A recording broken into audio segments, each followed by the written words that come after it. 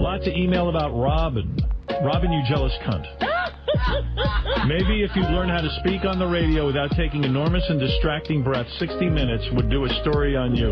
Learn how to be a broadcaster. Listen back to yourself on any day and you'll hear just how annoying it is. You seem like you are constantly struggling with yourself to breathe and speak at the same time.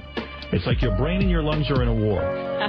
Your brain wants to get out every fucking last thought before the breath you just took gets used up. You can do both, you know. Howard does it, Artie does it. Hell, even JD is better at speaking on the radio than you. Wow. Now, I will not accept that. Imagine you're a young woman in the prime of your life, and there's something inside you so desperate for fame that you marry Imus, who looks like your grandfather. My wife's out of town, and I get a Really? call. I got a call from... Isn't that in the paper every day now? Yeah, I got a call from Steve Martin. Sweetheart, let me tell you something. There's no freedom of speech on this show except for me. I control everything on this show. It is called the Howard Stern Show. Absolutely, and all you have is a button, Howard. And that's why it's interesting. That's it. And then you're challenging everybody's education level, and Robin's reporting the news off the Inquirer. Yes, so what? What difference does that make? Well, That makes a big amount of difference when you're challenging. You listen to the dummies that'll agree with you in the long run, and you hang up on the people that have good points. But, honey, that's me. You're nude in one scene in Wolverine. Yeah. You know, it's a faraway shot. They said that when they made the original movie, you were naked a lot more. You're not afraid to show your penis on film, are you? I cheated on every one of my boyfriends except for Howard. For real? Mm-hmm. Really? The day I met Howard, my cheating days ended. You were a cheater? I was a cheater. I am admitting that here. Really? Do they know that? To all the guys, I believe most of them know, and if not, I'm sure they're going to find out now. Why do you think you were a cheater? Like, what would lead to the cheating? I was never 100% satisfied in my relationship. With the sex or the relationship? Each one of the relationships gave me reason to not believe that was the right relationship for me. Are you cheating on someone with Howard right now that he doesn't even know about Howard, or? Oh, am I, what? No, I'm kidding around. So if she wasn't there, the dog would be gone. I would have rescued the dog. Really, Howard? Yeah. I was taking my shoes off because I know I don't want to drown in the pool. And then what would you have needed to remove? My pants. Your hair? My shirt. No. Yes, I was prepared to jump in and get the dog. Welcome, ladies and gents, to QF, a podcast about Howard Stern. I'm your host, Phil Moore, a.k.a. Jim Fix, and with me back again in the breakdown saddle is Miss Raven Alexis. How are you, my dear? Hi, Phil Moore. Hi, everybody. Doing good. Let's get going. Yes, we're going to go right into it, guys. We do have some lines, but we'll see how far we get with the clips first. We're going with December 3rd. This is going to be Memet stuff mostly. The first one is called I have a young gay guy friend.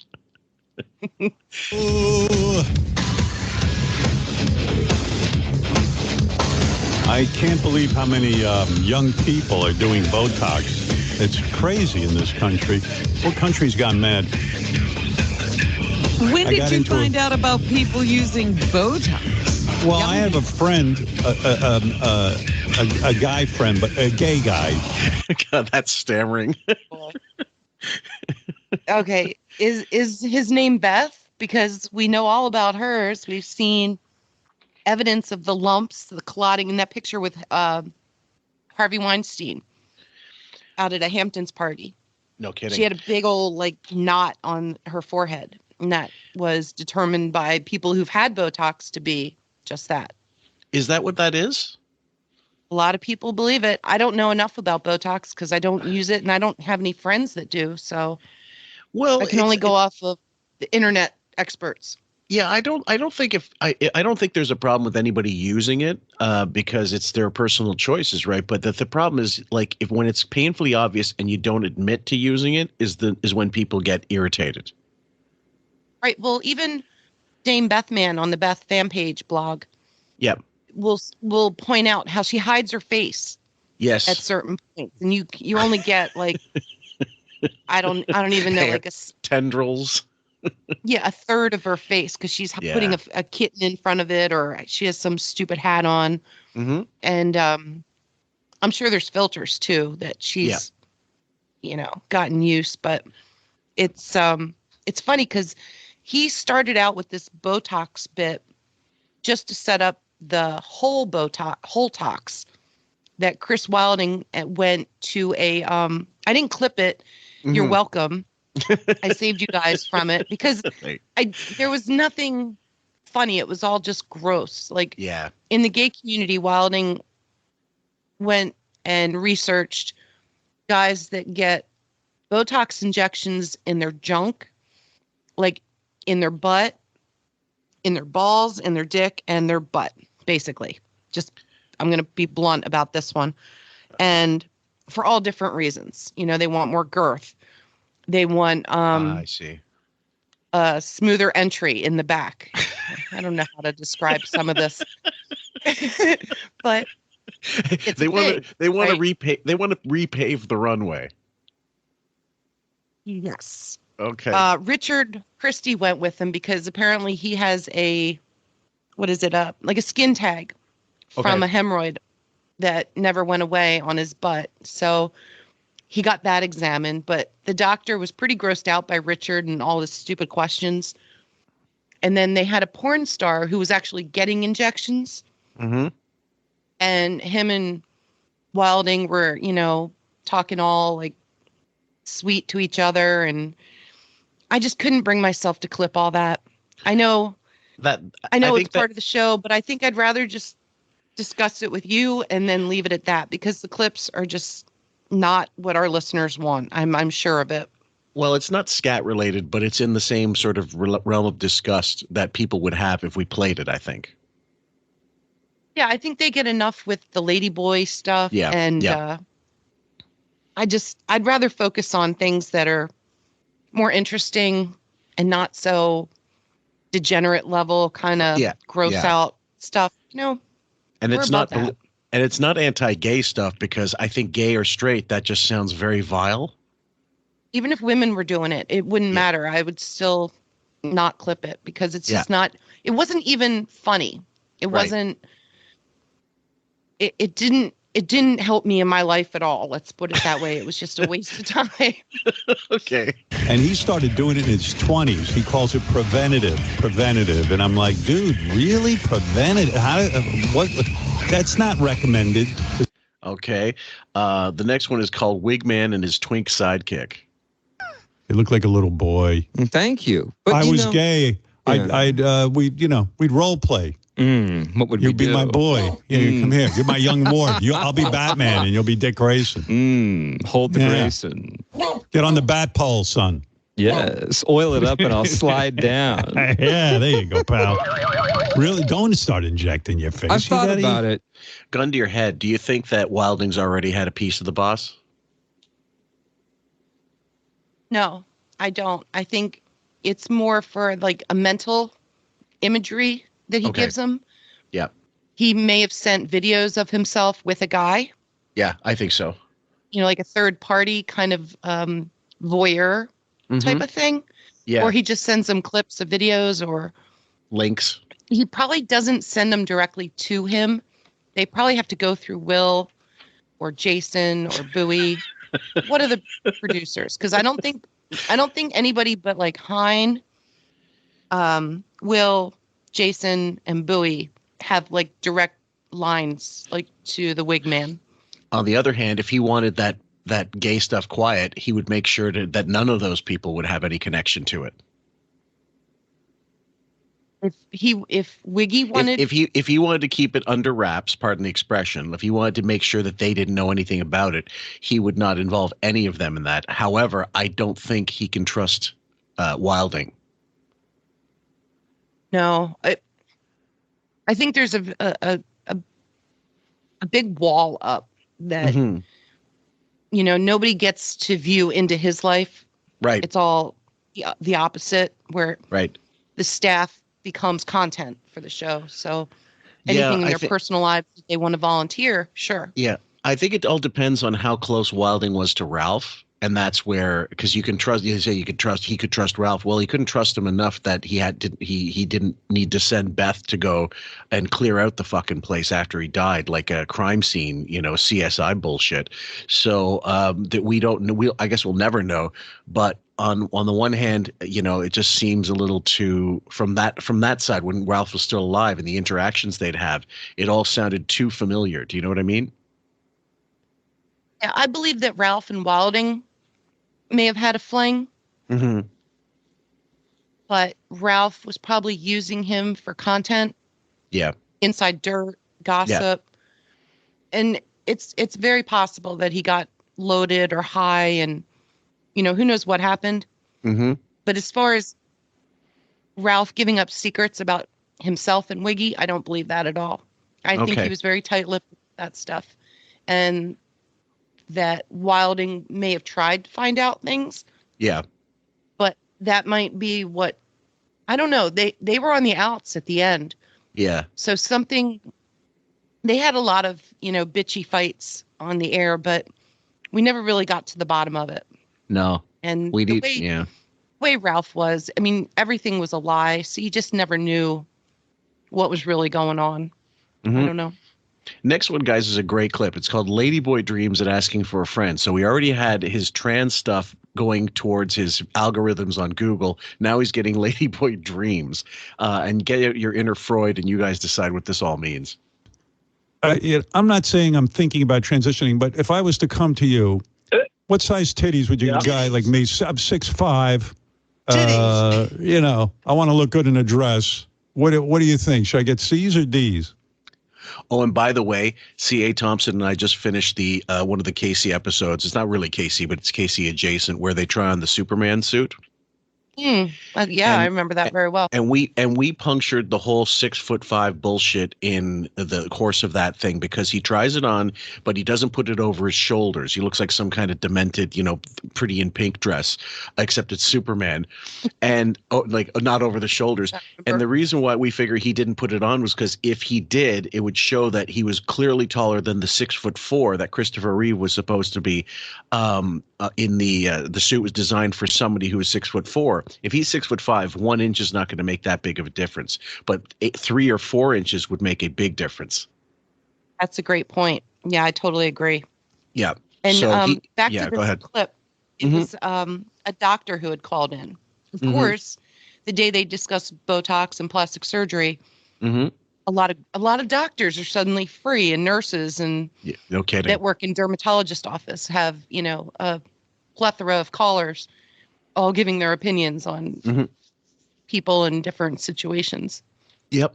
The next clip is called "Mean Girl Buoy and Memet the Reddit Reader." Yes, I know you want to do a whole rap about Gary and how you should take over his job, but let's save it for him. Yeah, it's sort of not my game plan right now. Oh, okay. Well, I just want to say that was a perfect example, because you said, hey, what does ChatGPT said? And Gary's back there, yapping away, and doesn't even know you're asking the question. And I just think part of the plan would be to have somebody, if I were in those shoes, actively listening to the show at all times. There wouldn't be like long silence, guys. I'm going to tell you something. I'm going to tell you something. That's a good point. I have several good points. I actually spent my Thanksgiving vacation putting together a whole plan for you, but I understand if this isn't the time. We can wait for Gary's next screw up in 10 minutes, and I. Okay, go ahead. Okay, so we have countless clips. Of Howard asking questions and nobody answering him. Sure. And just not knowing what he's reading in the script. So Memet brought up a good point that no one answers him. And that he would be the guy to sit there and look up the answers to whatever his questions were. Well, ever since this week, not this week, but the week of these clips, there's been people chiming in constantly, like talking over each other. Yep. Basically to answer his questions. Because every show he's got questions, and then somebody like Will or Buoy, you never really used to hear Will, but now you are, because he has to come in with answers about whatever it is, Haktua or Call Her Daddy, the merch stuff. And so whatever Memet talked about here actually came to fruition. Like staff, it lit a fire under their ass somehow. Yep. Because that's one of the things that has been corrected somewhat. Yeah. They still have trouble, like with Bowie's mic. I think I clipped it this week. Fuck yeah. That he's like, Gary, and nothing. So it's also funny that this day and then the next day, this Tuesday and Wednesday that we're going to cover next, were last week. And then this week, no staff biting. None. Like it's like it didn't even exist. Mhm. Memet's been on the show, but they never went back to like the Blit or Trainer or Buoy, Jason. None of that has been brought up. Like all the stuff we're going to go through was probably the best we got all year Yes. with the staff fighting. And then it goes right back to the old garbage Yep. of, just talking about like topical things, but no more fighting. It was like 1 week of it. And I noticed on Reddit that you're going to hear Reddit brought up quite a bit in these clips. Yep. Everybody was Team Memet. Everybody, Yes. it kind of got people going. And you would think that they would come back at least and discuss but they're not allowed to read Reddit. That's the problem. Yeah. They hate Reddit because Reddit bashes the show so badly. Oh, yeah. But Reddit, I mean, I'm sure Memet was loving it because he probably had like 20 threads just about him and how great of a job he did tearing them apart. It was a little over the top, but the reason why, I mean, and the reason why it was so extreme, and if you go on Reddit, I mean, you have to go back to that week, but you have to scroll through quite a bit to get to it. But still, the reason why is because it was a taste of what the show sort of kind of used to be like, and it hasn't been like that for so long that they forgot all about it. It was almost like Marcy Turk stopped existing for a while, and then they went back to this default thing where it's staff fighting. Now the truth is, the staff fights, when they didn't seem contrived, were funny. Like the little petty stuff that they would go on about. That's what kind of made the show fun. But if it seems for a minute, like if you get the inkling for a minute that, oh, this is scripted and it's all, no one's really upset with each other, that's when you tuned out. Certainly I did back then. Right. And even some of this Memet stuff is 50% chance that it's all scripted too. Probably more than that.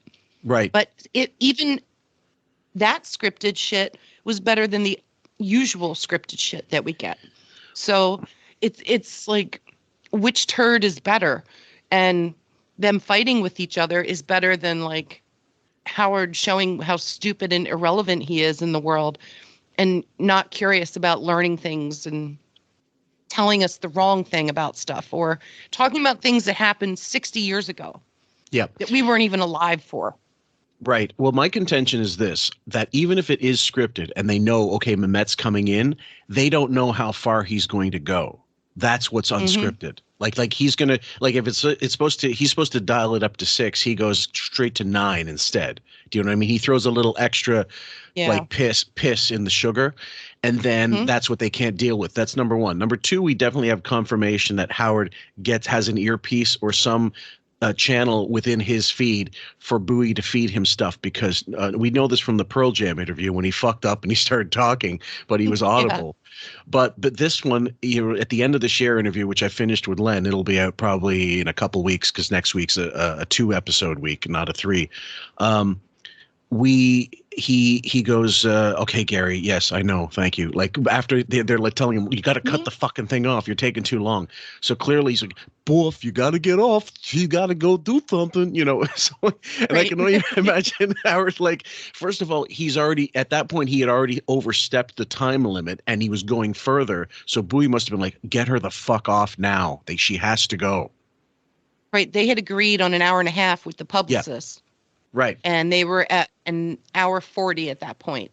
Yes. So I guess they were giving him shit and via Buoy, and that made it even more awkward of an ending to that interview if it wasn't already with Robin chiming in and her calling him out for being on Zoom and When you guys hear it, you will be amazed that even, I mean, like he took off the Zoom thing. He took that out from the replay, but if I were him, I would have taken away the whole last minute, like including Robin chiming in. You could tell he was so fucking annoyed. He was pissed that she had anything to say, and he was always like, yeah, Robin, okay, good, get off. Right. And Cher was nice about it and all, but like she just didn't know what was happening. Yep. And she was just trying to get in a few last words. And I think deep down she had like passive aggressively still hates him. Oh yeah. And hates the fact that she has to do his show now, even after all the stuff he said in the past and just being part of her press tour for the book. Yep.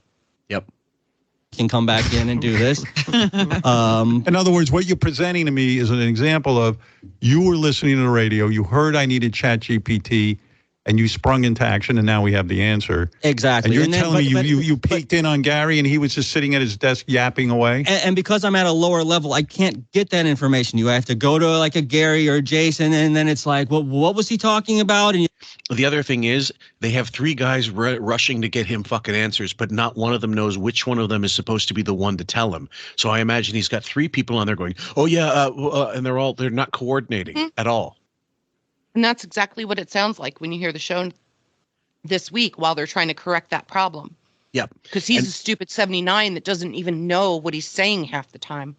And Buoy is not, after all this time, he has no foresight, he has no insight, he has no ability to telepathically understand when Howard's going to be going into a fucking dead end, which is pretty much all the time, and to anticipate it and have the answer ready for him. He's not going to do any homework. He's doing Wordle. Yeah. And the crossword. Yeah. You have to spend time bringing them up to speed and why he's asking the question. Gary, how do you answer that? Where were you? Memet's making a good point here. I got to say, I was going to blow him off, but he's making it impossible. Buki. The best thing I could say is because words come out of Memet's mouth don't make them true. He's kind of a compulsive liar. I think he makes up stuff. So not only was I was back there literally while you were talking, going through the track list of Madman Across the Water and Tumbleweed Connection.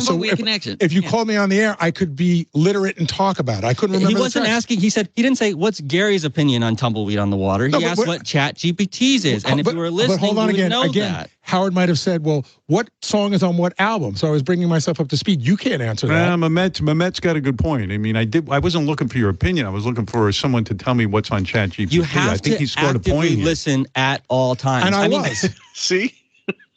So Bowie's clearly just he's kind of drawing attention to the fact that we mentioned in the other breakdown he's not present. And granted, yes, I know I know that if I were Gary, I'd be fucking livid if I was still working there and I was marginalized as much as he has been. I mean, over the years, the decades. But if you're there and you're still collecting the paycheck, do the fucking job or leave. Well, Gary knows about sports. I'll give him that. But he doesn't know about topical stuff in pop culture as much, like current musicians, young artists. That's right. The other thing he's used for is trying out all the advertisers and sponsors. Like he's got the Hyundai car. He's got what was that popcorn they were hawking this week? Oh, that's new to me. Funky Monkey or Funky Chunky. Perfect for Gary.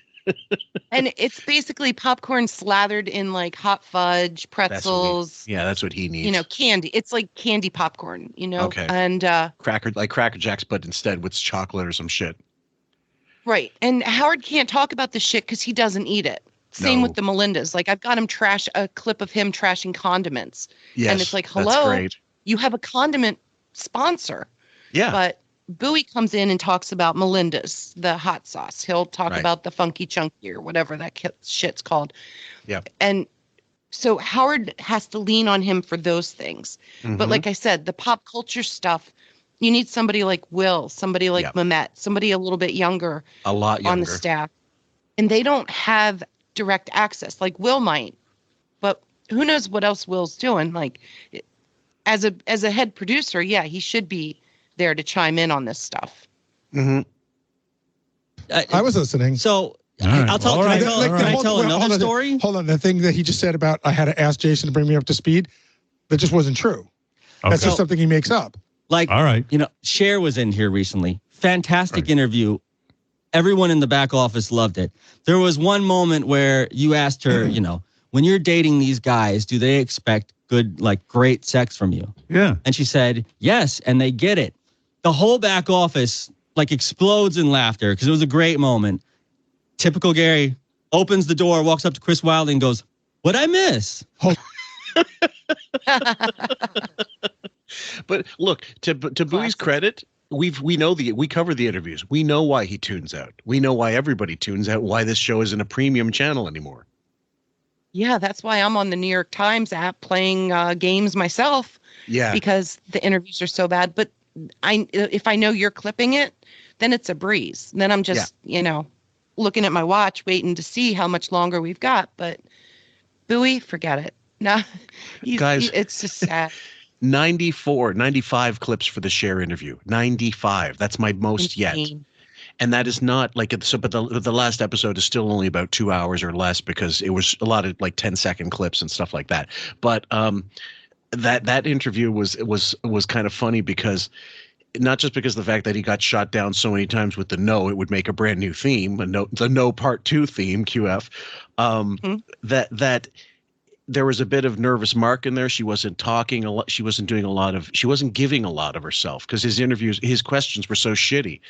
And when she did try to answer things, he wasn't listening to begin with. So like any other interview he's ever done, is it top 10? Is it Bender Affleck? No, but it's very bad. And was it worth 2? Yeah, I think so. Right. His interrupting is probably the worst because you're finally getting some information out of the interviewee. Right. It doesn't even have to be just her. It could be anybody. And he just cuts them off and redirects because he's not interested. That's right. He doesn't have any follow-up questions, or at least he's not capable of making any on the spot, on the fly. Right. So it's just terrible. That's what the hardest part for me is. It's not the nose. It's not it's not the therapy stuff or the father hunger. I can't even hear the person give an explanation or tell a funny story because he cuts them off. Oh, incidentally, you said something earlier about what they were doing at, what was it? What was for skin tags? Yeah. Okay. There's a thing. Yeah, there's a thing out there, ahead. guys. Believe it or not, because I had that issue myself. I have one on my neck and one on the underside of my arm.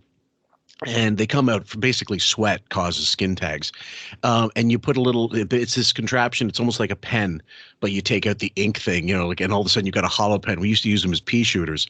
And then in school, we just put little wads of paper in our mouth and shoot through the Bic pen at people, like at teachers. But basically, there's an elastic that you put around the base of the skin tag, and it cuts off the oxygen to the skin tag, and eventually they fall off, and there's no scar. I guarantee it works, but it has to be a big enough skin tag for it to work. Right. Yeah. I've actually done that with I think it was either dental floss or like a mini rubber band. Same concept. Yep.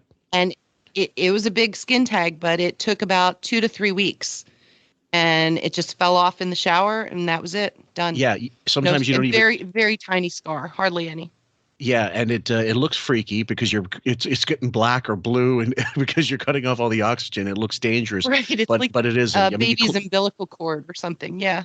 Exactly, and it actually does work. But and you don't worry, guys. It's not toxic or anything. You just clean up the bottom with alcohol, and that they provide, and then you just leave it on there until it comes off. Just leave it alone. Yeah, it could be a little irritated when it first goes on, and you just leave it alone.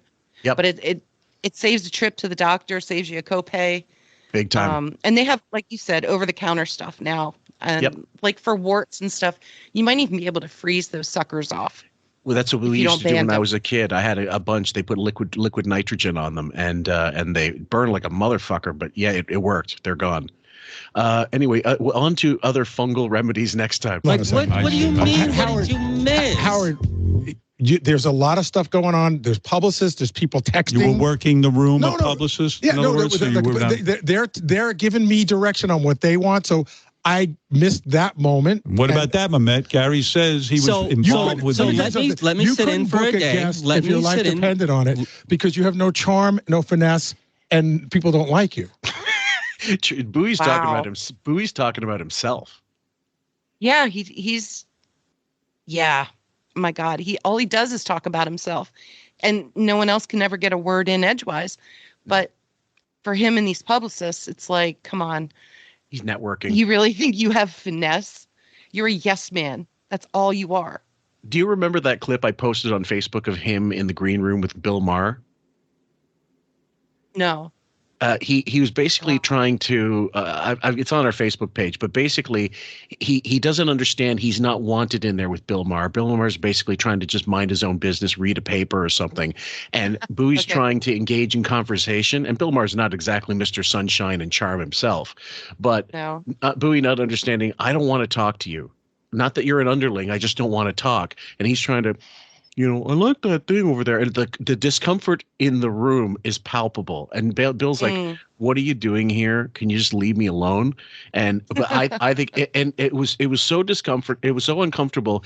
I felt bad for Bill Maher, and that's hard to do. Yeah. His disdain is, like you said, palpable. Yeah. When he is disgusted by something, like he's very opinionated. And I've stopped watching his stupid Club Random because I'm just sick of his political pandering, regardless of which side or who's in or who's talking. I've just fed up with him. I can't listen to him. He's pompous. Yeah. He's entitled, and it's like elitist. That's the part of me. He might even have people in that I'd like, but it's such a hard watch or listen even that I've stopped. I unsubscribed and I'm done, and I don't feel like I'm missing anything. I've got more time in my life now. Yeah, absolutely. Let me sit in for a day, and I'll tell you if things are too busy in the office that I can't actively listen to the show. I guarantee you, Howard. All right. There's a very simple solution to this whole thing. Yes. Fire both of them? No. All right. You leave Gary doing what he does and give Memet that job. That I'm fine with. He's describing. Well, no. I think there's some deeper rot going on that I would like to lift the floorboards on. But that's after the show. I don't know about that. Because it's not just Gary. It's the whole back office, I think, needs a little bit of shaking up. Because, yes, Gary is playing Wordle every day. I mean, JD sits back with his feet kicked up on the wall. John Hines shows up to work dressed like a complete slob. I love that. That's great. Well, the dress code thing, if Marcy Turk was supposed to have fixed that, why is that even an issue anymore? Yeah, it seems like they've fallen back on their old ways. Or if they wear a shirt, it now has a collar, but they're wearing janky Converse sneakers. Yeah. That are beat and stinky and nasty from the streets of Manhattan. Yeah. But the attitude, I think it's the attitude all around, like the whole back office that just kind of kicks their feet up. Yeah. And is joking around with each other more than they are concentrating on the actual job itself. And what they need is someone with a direct line or, someone that can get in Howard's ear quicker. You know what reminds me? The analogy I'm thinking of is, you might have a babysitter there looking after your infant, but they're in the bassinet and it needs to be rocked kind of thing. And instead there's a cat with its paw doing the rocking instead of the human. And so now you've got underlings maybe opting to do Gary's job. Now if Gary needs to, schmooze with publicists or whatever, gets that stuff done, I can understand him not following an entire interview. And if it's not his job to be on the ball at all times during the interview, then there's no excuse here for this kind of for them piling on him. However, if his mandate, if he's directed to be there throughout the whole interview, then he better have his fucking ears open. Yes, if he's there, then he's got to be focused. On top of it, yep. But if he's got to take a call or a text, he's got to hand the ball and say, "You're in charge now. You answer any of his questions." There's got to be a point man, right, for Howard, because Howard can't handle information or Google while he's on the show. Oh, God. Now, even Bring Back Jackie's noticed Robin starts reading Wikipedia for people while they're discussing stuff. She doesn't know it in her head. No, God. She has to Google, Steve Cohen, the owner of the Mets. I think that's his first name. Yep. They were discussing him, and Bowie was in his box at Citi Field for the Mets. Okay. And I guess the owner has a box, the wife has a box, and he was in both. So he was talking about what a great food spread they had and how they're two different types of people and the crowds they had, and it was such a brag. Yeah. And it's like, you know, he was saying I was on a plane this weekend. I didn't have access because they were roasting him for not playing somebody for fantasy football. Yeah. That he played a guy who basically sat and was injured or something. And right. And it hurt JD's game or something. So okay. But again, he had to brag he was on a plane. Like the guy is always like needs to be entertained. Getting entertainment, going places, doing things, all because, like we said, Howard doesn't do any of that. So it all falls on him. He gets all the freebies. There's sometimes on Reddit, it's a subtle thing. It's not offensive in the slightest, but someone catches, they get it, and when you know the joke, you laugh at it instantly. It's a black and white picture, vintage, of Marilyn Monroe with her head rested on the side of either a craps table or a roulette table, and it just says Marilyn bored in Vegas. That's good. And I was just thinking of Bowie and his need to be entertained at all times. I mean, he really is like Howard. He really is like a toddler who needs to be shown this new fucking iPad or something just to keep his interest. Constant. It's unreal. And then there's the food thing that he's always, God. you know. Yeah. Oh. And what is he now? 62, 61, 63? Okay. So he's like 7 or 8 years younger than Howard. And he'll be 64 in March. Yeah. Oh, Christ. Yeah. You gotta, Bowie, some of these spreads you got to avoid like the plague when you get to that age. Yeah. He might want to consider the Ozempic route because, you just got your knees redone. Yep. And now you're charging around, like Ray would say. You're doing too much. You're charging around all the time. Well, yeah, when you carry like 50 extra pounds, it's going to hurt the knees. So big time. I would, if that was me, if I got better knees, I would definitely keep the weight off if I was him.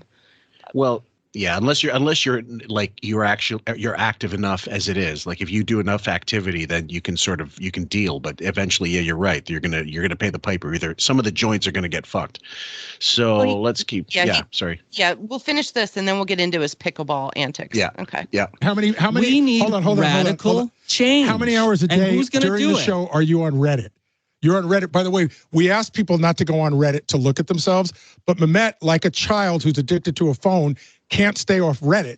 So he's on it all day, and I have proof of that because you literally cut and pasted something from Reddit and put it on our inside chat on our thing. So are you reading about? Is Gary right? Are you reading about yourself on Reddit constantly?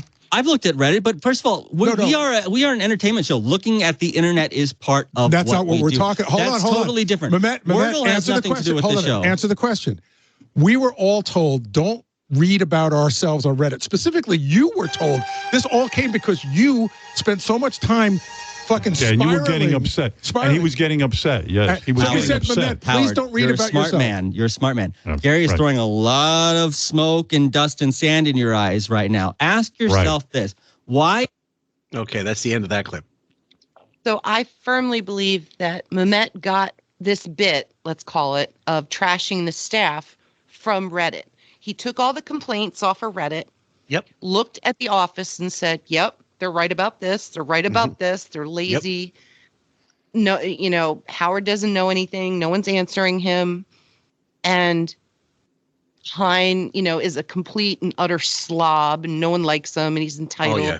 So he takes all this stuff and he brings it to the show. But the fact that they tell them, don't go on Reddit. Reddit is the most toxic place besides like us and Bring Back Jackie and Dame Bethman that even RG, like they have their own thing. I'm not going to advertise, but like there's so many people out there bashing the show in whatever that looks like that Memet knows it.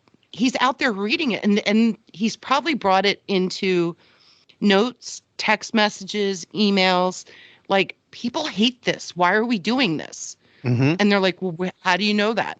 It's like, well, dude, there's podcasts about us. There's Reddit. And they're like, well, stay off Reddit. We don't want to hear it because you can't give Wiggy bad feedback.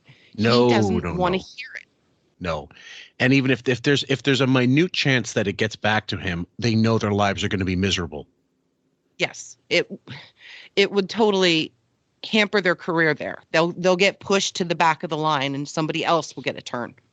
But if you're willing, like Memet is, to wade into the Reddit bullshit with big boots on, then it's actually a way to make yourself known. And like it won't endear them to anybody. But like I said, what's the point of endearing yourself to these assholes to begin with?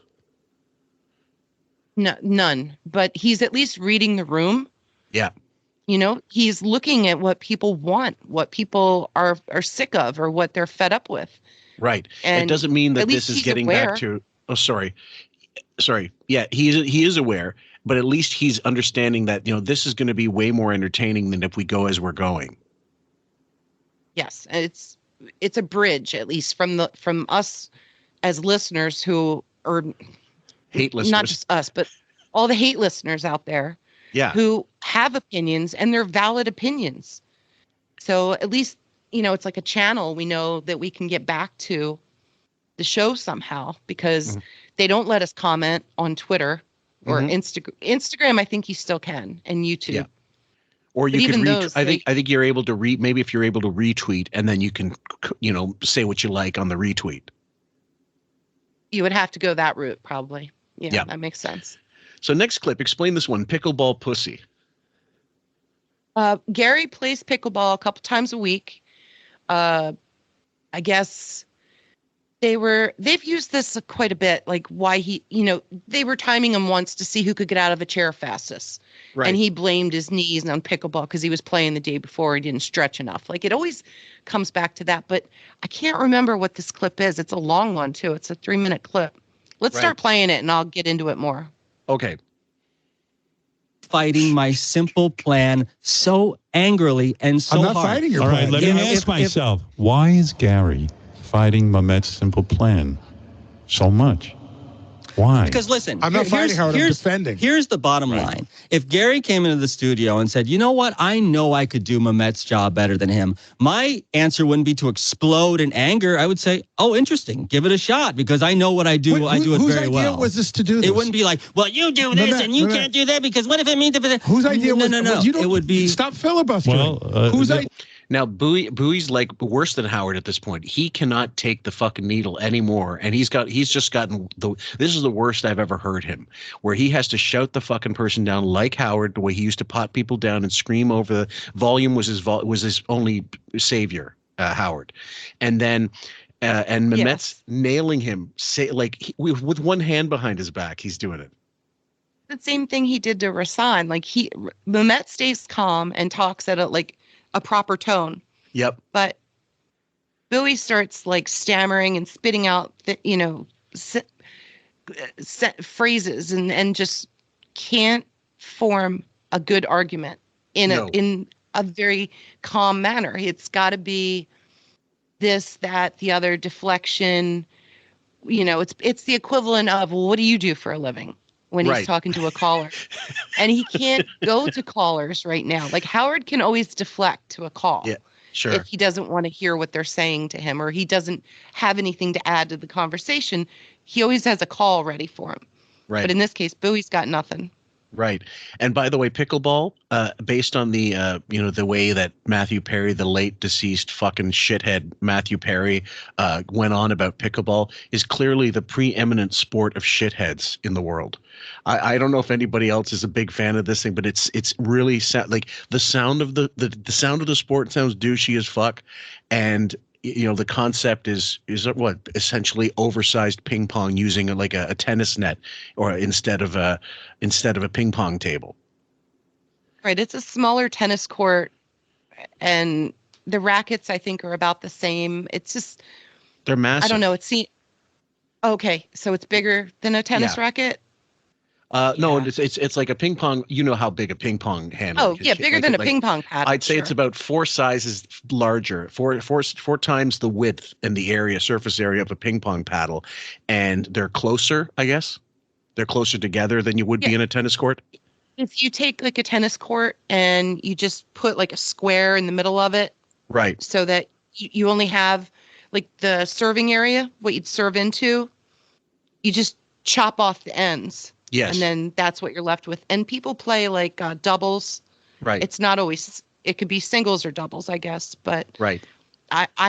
I don't know anybody that plays, but maybe you guys do. Let us know if you do. Yeah. Curious. And if you do enjoy it, exercise. Trust me. I'm not making this an elitist thing, because it doesn't have to be that. You could probably go to a park nowadays and find a court. It's just for him. It's just so stereotypical of Gary to hop on the latest like rich man's trend. Yes. Because, like Matthew Perry, the ketamine king. Yeah. if he can do it, then suddenly it becomes more of like a ritzier, rich person type of thing. And I think he's still in Connecticut or New Jersey. Gary, that is. Well, you mean, he moved, but we don't know where he moved to, right? Maybe he just moved houses, but he didn't actually move state. Yeah, I can't put a finger on if he's in Connecticut or Jersey, but I think it's one of the two. Yeah, interesting. Downsized. Right? Yeah, definitely. Like probably a condo or something like that. Who knows? Or just like, I don't know, could even be a townhouse. I doubt it. I have a feeling Bowie would just downsize to a bungalow or something like that if he really didn't want to be ostentatious, or he didn't want to the hassle of dealing with yards and stuff. And he doesn't have kids anymore that are children, so it's not. He doesn't need that much space, and he's getting rid of his pieces of vinyl. A gated community of some sort, like condos, would make sense. Maybe. Because then they would have courts and people constantly to play with, and more entertainment, boff. Yeah, well, guys, and the reason why pickleball was because I looked up. If you look up Matthew Perry and pickleball, you will laugh. And just images, Google images, you will laugh hysterically. You're like, this is what this did for this asshole. So maybe I should pick another sport. So we'll keep going. Deal was this to do this. When you brought it up last week, who said, "Hey, Memet, if you think you can do a better job, do it"? My idea, Memet. Let me see what the audience is thinking. I mean, go ahead. Let's ask. You can certainly understand why Gary is upset about this. I don't. I'm giving him a day off. I don't understand why I have to defend myself to somebody of lower intelligence. Oh, stop, Gary. I had a higher IQ than you. A point. He did have a higher IQ. A point higher. We're pretty much equals. Well, there's also a margin of error, so it's more like 4 or 5 points. So you could be 2 below. Well, we know that's not true. How do we know that? Because you said it? I'm spending my Thanksgiving putting together a pitch deck, a plan for the show. You're spending it pickleballing. Which one does Howard like better? You're spending your... That's where it came from. Okay. You know what? Give Memet credit for being faster than Bowie, which wouldn't take much. But obviously, like when you're dealing with some of these people on the show, it must be extremely frustrating if you've got above average intelligence. Right. And Memet's been planning this out for weeks, maybe months of all. And he finally gets to unload every thought that he's had about Bowie. Love it. In this presentation. So good for him. Totally. For a weekend, figuring out a way to get yourself more airtime. No, that whole airtime thing, that's so ridiculous, Gary. You would honestly choke to death. Be real for a second. If you weren't on the air for a week, you would die. I think Memet, that's horseshit. He was off the air for months, even a year. You didn't hear him. We often question, does he still work there? Same with Benji, Richard, Sal. A lot of them go months without ever making it onto air. Mm-hmm. So that's not an argument, Bowie. No, it isn't. It's not on the air. I spend years I think Memet is very sincere that he feels he can do the best job as the producer of the show. Now, Gary, on the other hand, does feel that he is doing a job that is that Memet doesn't even understand. That's true. And so you have this conundrum. So listen to my plan. Listen to my plan. I'm going to listen to your plan. If it sounds like something you don't like, then I'll Would you let Howard? He's got his arm stretched out. It's probably dying now. He wants to hit a button. Be quiet. I'm sorry. I don't have my contacts in. I can't see his arm. Go ahead. Memet, you made I understand you made a 12-side PowerPoint presentation illustrating how the office will run. If you just do Gary's job. Yeah. Not side. Fucking idiot. What does he play in D&D? For a day. Yes, much to my family's chagrin, I spent Thanksgiving dinner putting together plans and ideas for what we could do to make your back office run better. And again. And you say there will be radical changes. Is that correct? Very radical. You worked all Thanksgiving Day? I guarantee. Ask my wife. I was getting yelled at. Like, are you going to spend time with family? I said, I have an idea for Howard that I have. Okay, so if this is allowed to happen, this is another thing I just realized. Although I thought about it for years now, he gets rid of biking, grilling, taekwondo, or whatever the fuck. He gets rid of his watch fetish. He gets rid of photography, sketching now, chess, everything. What's to say he hasn't got rid of GTD and Marcy as well? Possible. I mean, that would save him a lot of money. Don's gone. Maybe he's just riding it out. Like, he's learned the playbook. He knows what not to do. Right. So what does he need her for? After having her around for a decade. So why not just, his ego will be like, I got this. I know what I'm doing. I don't need her anymore. Yes, that's Save my some contention. bucks. Because otherwise, why would this stuff happen? Like, why would Memet even get this close to it? Right. She also had the idea for staff to dress better, like a dress code. And if she's gone, yeah. So I also have a question. Speaking of her, I always thought she was the shusher. Is there somebody else that I'm not aware of that is the shusher? Oh, because apparently the shusher is still on the show. Yeah, it wouldn't be somebody like Will, would it? Don't think so. I think it's a girl because they were talking about the staff party and that the cool table is Hein, JD, Ronnie, and the shusher. Mm-hmm. And so I still don't know who that is. Anyway, if you guys have thoughts, let me know. I don't think it's Marcy. No, it's I not used her. to think it was, but it's not. It's somebody else that they, like a Tracy McMillan type that has the authority to boss people around. Millman. Millman. Yeah. Yeah. No, if it's even a woman, I mean, supposedly it is, but the other thing is when Marcy got knocked up by Ben Bardo or whoever, I think it was Bardo, she fucked Brandano, she gave him the crabs, then she decided I'm going to share the VD love over with Ben Bardo, the alcoholic, and then I'm going to drop a seed, and so. If she was knocked up and, maybe not happened to be there, obviously on maternity leave, and all of a sudden, we get used to not having her here. We don't really know her. We don't need to have her here. And then all of a sudden, easing of the restrictions, so to speak. Some of the things are still in place. Keep Howard happy. Don't be talking in the hallways. Don't fucking bother him when he gets through, if you're even there. But now, if he's not even in studio, that doesn't have to happen. So suddenly, no one's watching our fucking wardrobe. Right. The rules have become more lax. Yes. They aren't, the protocols that they had in place about guests and breakfast and mugs. What the dress code was, just go out the window, especially because they lost some of their space probably during COVID. Yeah. But they, whatever call center setup they have yet is got to be minimized. Yeah. I can't imagine. Like that you blew off your family and Thank you. That I like. I got to say, just because he says it doesn't make it true. You don't mind how it winds up for people him, in the back blowing off his family on the home. Call my wife and ask her. Literally, people in the back can't stand you. You know that, right? I am constantly. You're the most disliked person in the office. That's okay. Right? I don't need to be. Well, he's not looking for friends. Exactly. He's looking to do the job. See, that could be a projection, or it's just what's important to Bowie is being liked by everybody. Obviously, he's a mean girl because he's like, everybody hates you. Like, who cares? And that was a Bring Back Jackie quote. That he was mean girling. Yeah. Bowie was mean girling Memet. So I just want to give him credit because, some of this is mine, some of it is Jackie's, but he's unstoppable. He is incredible what he's doing right now with Robin and her investment genius. That's a whole other going thing. After people. Yes, we'll get into that another time. Yeah, definitely. In fact, it's going to be tough, but some of that's going to be used, like possibly in the Robin Quivers of Life stuff, because the Quivers and Arsehole comp. Yep. You might want to go with Carrie on that one because his lawyer expertise will come in handy. I don't know. Maybe about what she's doing.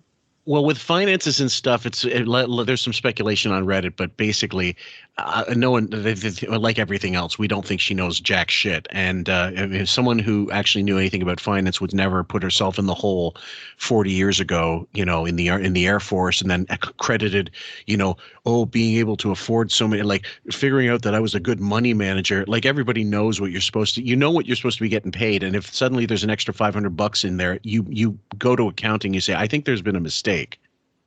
Right. But we know her history with grifting, being grifted, and, that she's putting the mark in landmark. So I just think whoever has the finance skills in our group should be the one to help cover those clips, because I don't. Yeah. I'm the science person. I'm not in the pop culture. I am not the financial person. All right. So we'll get our numbers people together and crunch them as soon as possible, guys. If you're heavily disliked, it is hard to function as a leader. My wife says all the time that that's absolutely not true. If you're disliked, it doesn't have any bearing on if you're a leader or not. What that will affect is worker morale. But if you're decisive and you're capable, that should not affect how you are as a leader. It helps to be liked, but it's not essential. Right. Knowledge goes a long way. Responsibility, efficiency, accountability, efficient, all those things. Yep. Make a good leader. And ruthlessness, not being afraid to make tough decisions, going into a room and firing someone if they have to be fired. Not being afraid. Fair. Yep. Yeah. Yep. Yeah. Being approachable is different than being likable. When it comes to business, it shouldn't matter. It's not a popularity contest. It's who can get the job done. Absolutely. Who does good work. Yep. As a Capricorn, I value good workers. And if you're a shit worker and you're pawning off work or delegating it, you're out. I'm writing you out of my book. You're on the list. Yeah. You just joined the shit list. Feels like she's married to the Howard Stern show, because I am working around the clock. Ask Will Murray. Wow. I'm sending him work emails at 2 a.m., 4 a.m., on Saturdays, on Sundays. I like that. I don't stop. I said to you, you remember what we said earlier? I said we think that we both agreed that maybe Will is the proxy for Memet to be doing this, because Will's fed the fuck up. And I think Will hired Memet. Yeah. So they have a connection. Like, Will is his direct report, and I think those two are in cahoots because they know the show's shitty. Yes. Will probably is lurking on Reddit too, and listening to podcasts about the show. Yep. So they're trying to fix or redirect the show, possibly. Yep. I don't know. It's nothing for someone to get on even our Patreon, make up an account, make up a name, pay for a fucking $5 a month, and listen to our show and get back to them with what's going on and what do they think. And we don't leave any stone unturned. None of us are massive Will fans, but and in fact, we've been more complimentary towards him than anything. Even if he is a drunk lunatic at Phillies games, he also, and a philanderer, cheating on his fiance, but he's also been the kind of guy to suddenly call things out when on the wrap-up show and start laughing at the things that are actually funny, and and not being able to be. He's able to be objective. Right. He's also very cutthroat. He'll say he'll be very blunt and sarcastic and in your face if he has to. Like with the whole Fred thing. That was when Fred didn't give a wedding present. Yeah. Yeah, it was douchey. It was douchey on Will's part. It wasn't very classy at all. But when did we turn to the Howard Stern show for class? Never. But Will over Jason any day. Yep. And at 100%. This point, Will and Memet are probably two favorites of mine. Yep. The next one is called Wishy Washy Wiggy Wrangles Collars. So, on off days. Yes. Is it a contest now? I'm always working. I like that. I'll get back to you Monday. I'm at a pickleball clinic. All right. Let me see what the audience is going to say. Chris, they haven't even heard my plan, but okay. Shush. Oh, all right. Let's see let's see how it's going. No, just let him take the phone call. Okay. Come on, Chris, go ahead. Hey, right. Howard, how are you? Yeah, yes. What do you want to say? Hey, so Memet has clearly never been in charge of people, especially creatives, right? So I think Harry just said it beautifully. Everybody in the back office hates him. So thank you for the back office staffer calling in for this, bullshit thing. This ain't a real caller. This has to be just one more throw in because, we need someone to go against Memet, and then we got to get someone who's for him. Bowie has 10 assistants. It's probably one of them. Yep. And it's because he's a dick. I see. He doesn't have any concept of how to run a group of people. True. No. How long has Gary been doing this job, Matt? Sal doesn't hate me. Richard doesn't hate me. Stephen Wicki doesn't hate me. Will Murray doesn't hate me. Samantha Fontana doesn't hate me. I don't think Chris Wilding hates me. Derek Jones doesn't hate me. John Hine doesn't hate me. Now you're just saying anyone. If any of those people I just named want to come on air and say they hate me, that's fine. Does anyone want to come forward who hates Memet? I need to know. No, but honestly, you know why they're not going to come forward? Hate me because that's what this audio. That's what this back office. People won't come in because you're a bully, and people don't want. Oh, for fuck's sake. Memet is like, I don't know what, 120 pounds, 130 pounds soaking wet. He's a bully. All he does is champion for himself to get on air, to do correspondent bits where it's like embedded or going to interview people at a con or something. It's, you know, he was upset that Wolfie was getting more praise than him because they're the two correspondents. So they sort of compete. But if you notice in the last thing we did, or one of the clips, I forget, it's in this series of Memet stuff, Wolfie gets behind Memet, and together, if they teamed up, like notes for the show, like Will, if you're listening, or Memet, get Wolfie and Memet together to team up on the staff, because Wolfie's pretty good too. Like, he can go after people, he can find out things, pick them apart, and if you get the right people on the job, then you get better content. Sure. Why not have him be like undercover Memet, working with Memet? You know what I mean? Like, everybody thinks, well, I don't really care for Memet one way or the other. You know, make him think that he's not on Memet's side. All of a sudden, he's getting stuff from the inside, you know, from the Jason and Bowie show, because you know that Jason and Bowie are like little, you know. Now Jason would throw Bowie under the bus if he wanted to, but I think Bowie feels he can trust Jason on a base level. I don't think Bowie can trust. I know Bowie can't trust other people. No, I think that now John that Jason's Hine. moved up in the ranks, yeah, Hine and Bowie are tight, but Jason would definitely probably realize that if he wants to stay where he is, he can't pick apart Bowie too much. It has to be dumb shit. Yeah. Like when he called him out, or no, Wolfie called out Bowie for using the megaphone. That's what it was. We covered that last time. Yes, we did. Want to fight with you on the air. Please stop. There was a All right, discussion. let's go to Steve. Steve, you're on the air, and let's go to Steven. But look, we're waking him up. I'm already having impact. What's going to happen at the Christmas party, Gary? The joke is that there's going to be a giant circle around Memet and his wife, just like a big empty circle, because no one wants to talk to them. And to answer this man's point, I do lead creatives. I lead a team here. And we're very impactful. Let's go to with Steve and see what Steve has a solution, he says. Go ahead, Steve in Delaware. Hey, good morning, Howard. How are you? Good morning, yes. Hey. So that's the end of that one, but then this maybe continues. Bowie's toenail fungus explained. Toenails fungus, athlete's foot, I suppose. Oh, Person in Texas. What do you say? Wordle? And I'm offering a solution. Reddit all fucking day long. Leaves the office at 12:58. Howard. 1:07. The man moved 3 hours away, so he's the first one out of the office almost every day, Howard. Oh, he lives 3 hours away. I didn't realize 3 hours that. away. How's he going to do his job if he's 3 hours away? You know how I do my job? I wake up at 2 o'clock in the morning to get here, to make sure I'm here. I'm the first one here. Literally. That's brutal. 3 hours away? Yeah, he gets up at 2, travels 3 hours, gets there probably like 5:30. Where the fuck does he live? Fucking Maine? Connecticut. He's on the train. Yeah, but I mean, so the train's 3 got hours? stops. You have to wait for the stops. Oh, for fuck. That's a glorified subway, essentially. Yeah, I mean, I get it, but 3 hours? And then after the train, you got to walk into the building. Yeah, it's commuting is not fun. My fucking Lord. Like, if I had to do a private gig or like something, independently making a side hustle, I'll travel to the ends of the earth. But for my main job, never, if I can help it. This is 3 days a week, and it's not even every week. Yeah.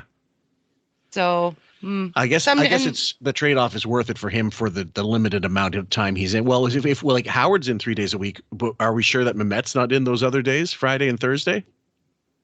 Don't know. Yeah. Not sure. And then summer's off. Yeah. It's not that bad if you think about it. It's like 90 days a year. Except for summer school. Studio. Well, yeah. Yeah. This morning, check the key cards. I'm the person who turned on all the lights in this place because I make sure I get here and I'm prepared. That's rare. Usually, no, it's not. He does the meeting walking from Grand Central Station because he's not here on time. Someone pulled the key card information from this morning. No, that was today. As a general rule, when we're all in, you're the last one in. What do you have to say? Hi. Hey, I got to be on Gary's side. He's so busy, he doesn't have time to even wash the bottom of his feet. He mentioned that on the wrap-up show that, you know. Is that true, Gary? You don't wash your feet? I wash my feet. I don't wash the bottom of my feet. I step in the soap from my shampoo. I don't know. This is ridiculous. Oh, for fuck's sake, that's disgusting. I mean, I have athlete's foot in one of my feet, and I've got to constantly put like steroidal cream on it to try, because you have to, in order to get rid of it, you really have to attack it twice a day with, fungal cream, and eventually it goes away. A friend of mine had the same thing, and I saw him go through it. It's just annoying. It's not really, but for Bowie to just say, I step in my soap that you just pissed in while you're showering as well. Oh, God. Oh, God, yeah, I guess he's too lazy, or he can't bend over, to clean between the toes and scrub the bottom of the foot. Oh, right. There's nothing fun about it, guys, but it does have to be done. And actually, I know lots of people that use slippers when they're showering. Yeah, but you can slide the slipper off and clean. That's what I do. Yeah. I soap it up, get in there, clean it, rinse it, put the slipper back on, the flip flop, whatever. Right. They're shower shoes. I don't know what you call them. Bowie needs soap slippers where you just kind of plug in the soap and then just step into them and just squeeze them around. Yeah. And this has been for decades. Do you remember Howard wouldn't let him in the pool? Yes. Or Howard wouldn't get in the pool because he had the foot fungus so bad, the toenail fungus. Oh, yeah. And they posted a picture a long time ago. I'll have to dig around, maybe repost that. Oh, yeah. It's just disgusting. Right. I see. All right. Well, Gary, Memet, do you wash the bottom of your feet? I do. You do. Okay. All right. Memet washes the bottom. Howard, I think sometimes, and listen, you are a person who values loyalty, and loyalty has to be a two-way street. Right. I think you don't want to mess with Gary because he's worked with you a long time. But let me just ask, you haven't heard my pitch. I've heard what you've said today. I get it. You're saying you can do a better job. You're saying that you immediately sprung into do a better action. job, but I could do a fantastic job. The other thing I'm saying is, if you took Gary out of it, if you had to just imagine in your head, what does the perfect executive producer looks like? All right. You got it in your head. Is that person playing Wordle every single show? Well, let me think. Hold on. Give me a second. Or on Reddit all day long during the show. What on Reddit all day long during the show. What does the perfect executive producer think? Well, neither is a great answer, but at least on Reddit, you're looking at what the feedback is on the show. Right. It's show related. Yeah. So there's what's that. What's Wordle going to help you increase your word power? Come on, fuck off. Next one's called Memet the Disciplinarian. I'm a big bully. This is out of love. Sometimes love means disciplining, and this office is a filibuster. Badly in need of discipline. Let me give you an example of how disorganized a man that expects perfection but has no ability to provide it. So Memet is constantly losing shit. I told you about him throwing away the microphone by accident, the whole recorder. So remember a couple of weeks ago when we had the fan event? Yes. Memet was he was in the fishbowl, and we wanted him on the air. Memet, he loses his pass 10 times a day. So Memet's running through the hallway going, I need a pass. I need somebody to let me in. Let me in. He doesn't wear it around his neck or something like that? Well, what's the matter with him? So, first of all, again, Memet, an easy solution for an executive producer. Why should all the talent backstage have to worry about, do I have a pass to get in the studio? Gary should be standing by the door, letting anyone in who needs to get to the studio. That's funny. Bowie the doorman.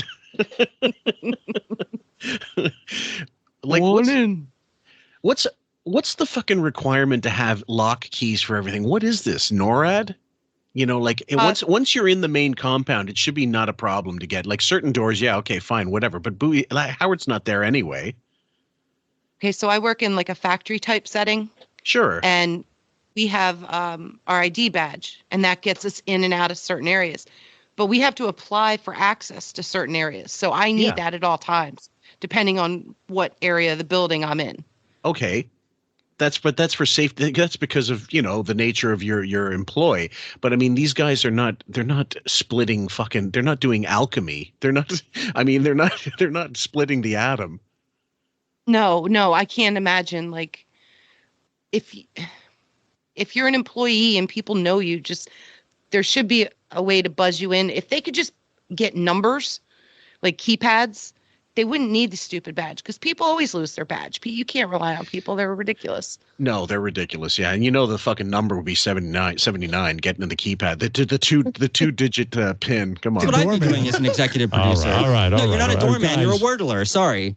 You're a Reddit watcher and leave office early.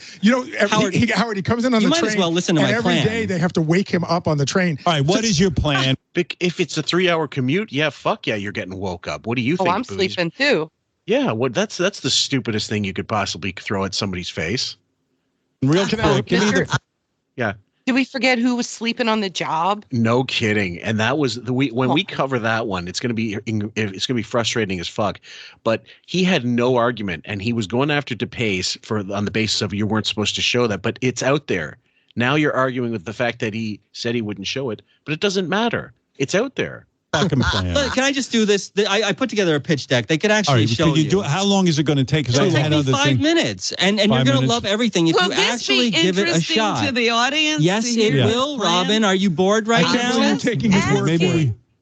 Maybe we should do it off the. All right, but this is called what? Project 2029. I gave it this name because Gary's always comparing me to Trump. But basically, what it is, it's a radical plan to shake up and wake up the back office. Okay, all right. Sorry, go ahead. It's got to be better than the Pelican brief that we watched when he was presenting for an hour. To this day, I still don't know how people didn't guffaw, like gut laugh at that presentation. I wouldn't have been able to keep it together. I would have had to excuse myself, say I was taking a shit, something, because I could not look at that and not say, "Are you fucking cracked?" Well, clearly the staff knows they have to keep a straight face around his stupidity when he says stuff or gets stuff wrong, people's names, butchers stuff all the time. Oh, yeah. The next one is called New Rules, guys. And I guess it's another throwback to the I hate to think of, what do you call it? Bill Maher, but that's right out of his playbook, right? This is Memet's New Rules. All right. Next slide, please. This is for rule number 1. When I am executive producer for the show, phones will be locked the fuck away. No one's going to be whirling. No one's fine. You're on your phone during the show. Absolutely, Gary. Wait a second. Gary, you're constantly texting and you're constantly looking at stuff on the phone all show. So here's what I'm telling you, Gary. I don't lead from behind. I don't make rules for thee, not for me. If we're locking our phones away, my phone will be locked away as well. The only thing is, maybe I should have my phone so that in case of emergency, everyone's wives can tell me, like, hey, I really need to get in touch with my husband. You just change your own rule. Next slide. Okay, now first off, hold on. Before we go into that, I want to just read this one little blind, which it's actually kind of funny. There was a blind I was going to read, guys. It was based on Chris Rock. Raven and I discussed this before the thing, and this is why it ties into. I'll explain how it ties into Memet's idea. Entertainment Lawyer 1210. It wasn't filming that caused this A-list comedian, sometime actor to leave a performance early. It was the activity being filmed, Chris Rock. And what happened was he was doing a private gig for this Australian millionaire or billionaire, I have no idea.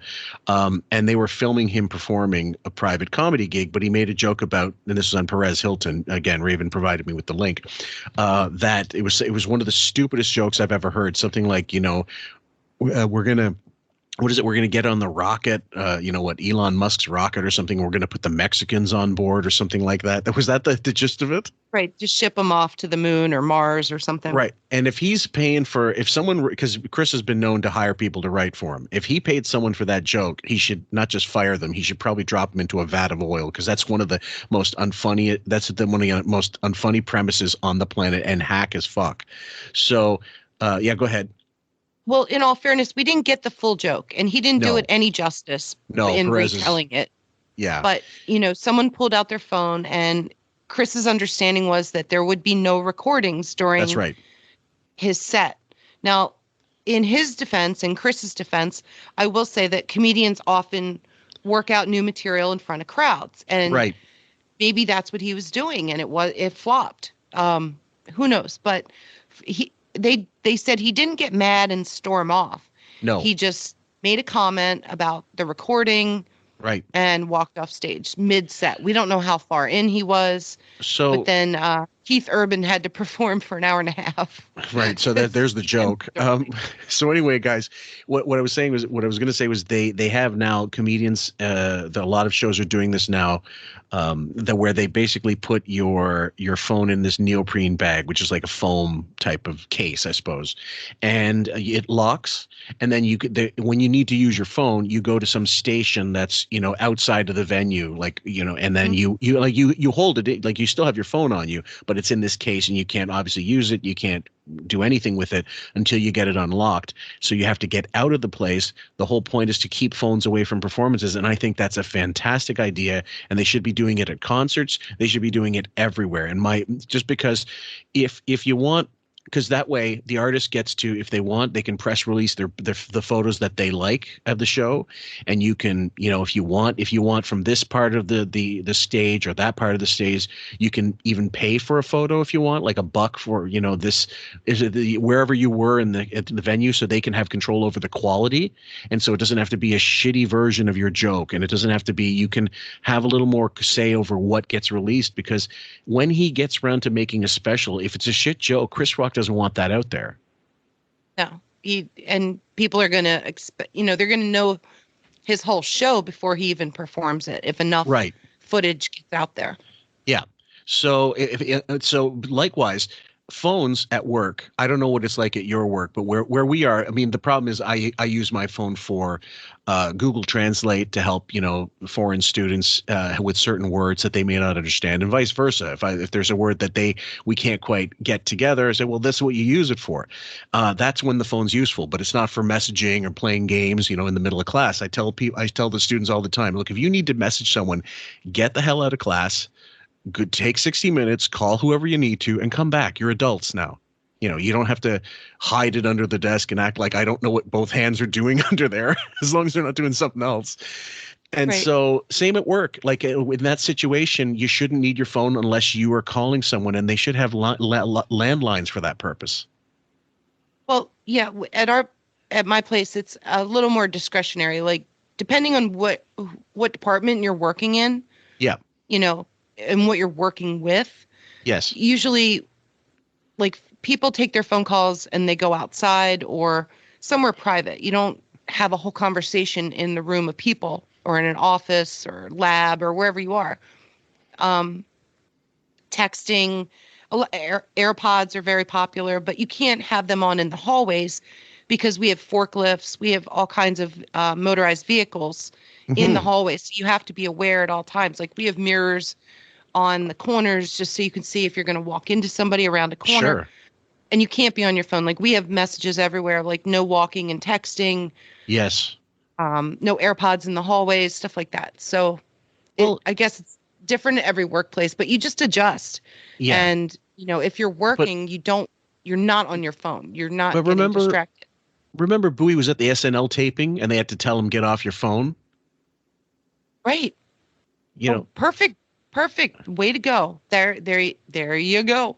That was where I was leaning to. Like Bowie is addicted to his phone. Like he loves tech, and I get it. And I enjoy my phone too. I get a lot of use out of it. Yeah. But you have to sometimes leave it aside. That's why I have a tablet for. If I want to read a newspaper or magazine, I break out my tablet and I read.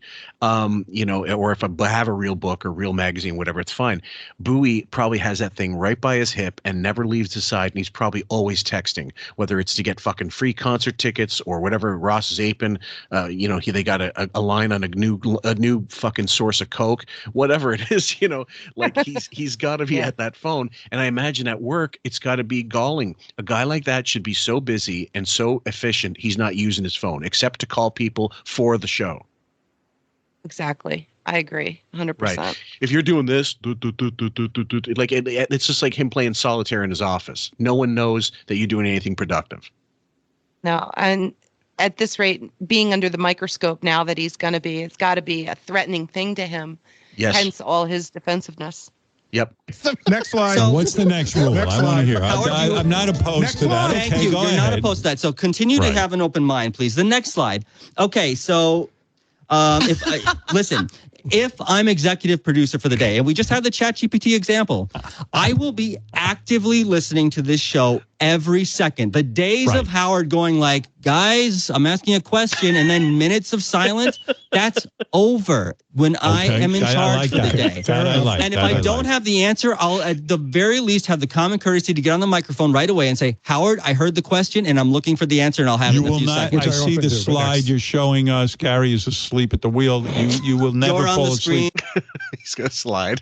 I got to see this Photoshop. It's probably Gary with that famous picture of him sleeping in his chair, but with a wheel, like a steering wheel in front of him. Oh, okay. Which might be the Photoshop for this one. That sounds perfect. Okay, I'll see what I can do, guys. So yeah, okay, there we go. And you're like, hello, what's happening? And that's happening more and more and more. And it's like, well, because he's wordling. We got your point. We got your point, all right, Mr. so Reddit. My next rule, if I am executive producer for the day, next slide, please. No more endless bathroom breaks. I mean, so many people go and take these like 30, 45-minute dumps in the middle of the show, and that's over. Who does that? What I have for you. I've never taken a shit during the show ever. Who's taking a shit?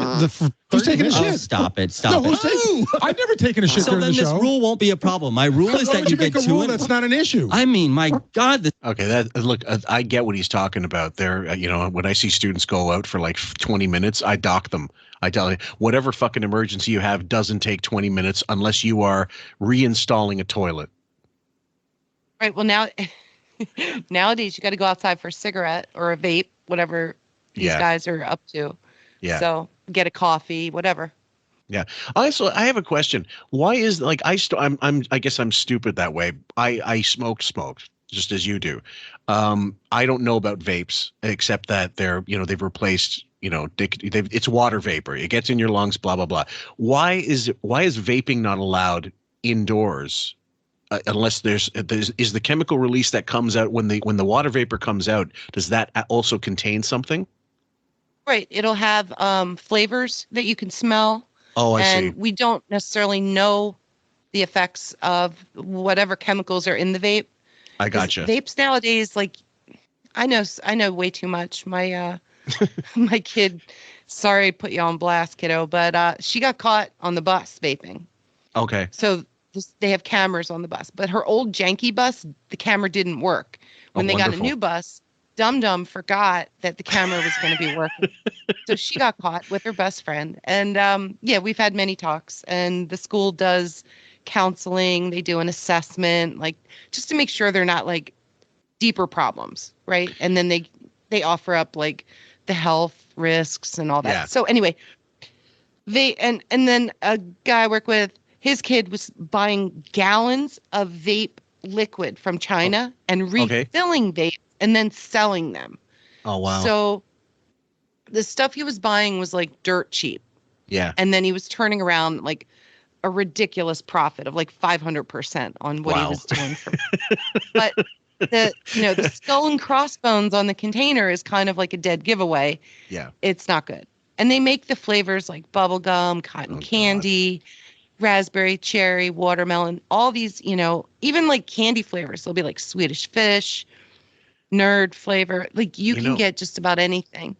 You know what? Now I'm jonesing. If they could get, and this is for all you Canucks out there, if they could get dill pickle chips vapes or those are so good. Ketchup chips vapes or something like that, or hickory sticks vapes. And, I would absolutely, these are all Hostess products back in the day. I might get on board, but I guess the other thing is, of course, it's like the perfume or cologne thing. Like you can't have scent. What if people are allergic to these things and they don't know and you don't know, and all of a sudden someone's got anaphylaxis and they're fucked. Now it's like a life or death situation. So I get that. I suppose I get that. I just thought it was literally once you've ingested it, what's coming out is just water vapor. No, some of them smell really bad. I've smelled them at concerts and things or out in public. Yeah. Yeah, I understand also the visual aspect of it not looking good because it's still the smoking, motion. And maybe that's also a big part of it as well. They just don't want people to appear to be like relaxing on the job. Right.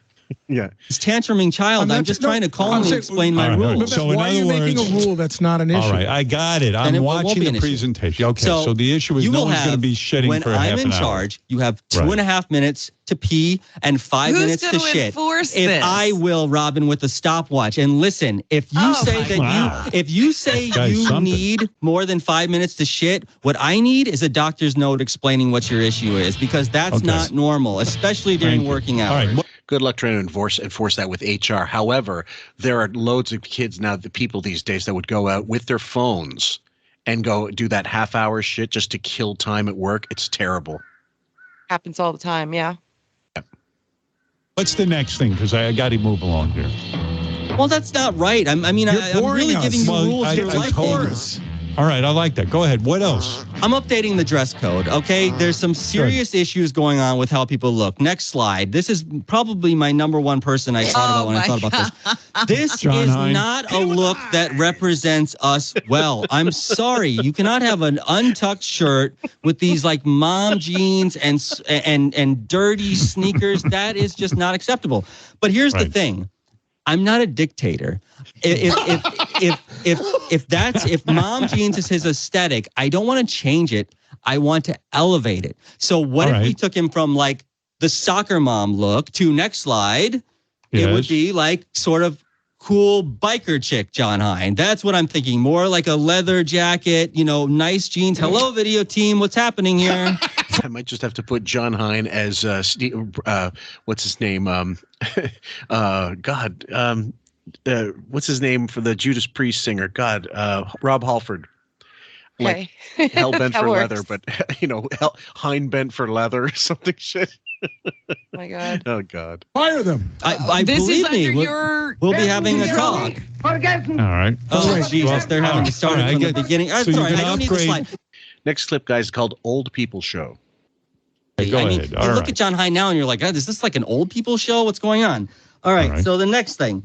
We have barely seen or heard from Fred in years. So if I could just have the next slide, if they can do that. I'm fine with Fred not being seen or heard. Well, okay, that's fine. But I think he's an untapped talent. And I really do want to get Fred involved more. But I would also just to hear his anger and just to fucking mix it up and not have to hear Howard so much, but it'd still be boring in a sense. But that asshole Fred, he's just a bigger asshole, and I'd love to hear more Robin because she's so obnoxious.